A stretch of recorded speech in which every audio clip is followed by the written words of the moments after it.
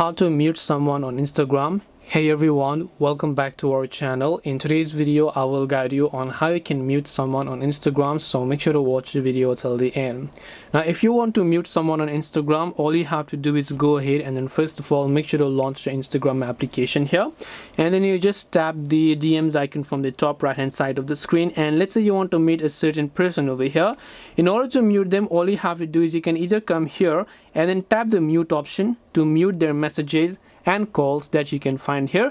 Otherwise, when you visit their profile page also, you can tap the three dots option here, and then you should be able to find the mute option in this case. So if you want to mute their messages and calls only, you can tap on mute option, turn on the toggles next to messages as well as calls, and that person will get successfully muted.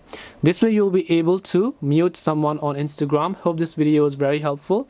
If you have any questions, feel free to leave them down. Thank you for watching till the end, and see you soon in our next video.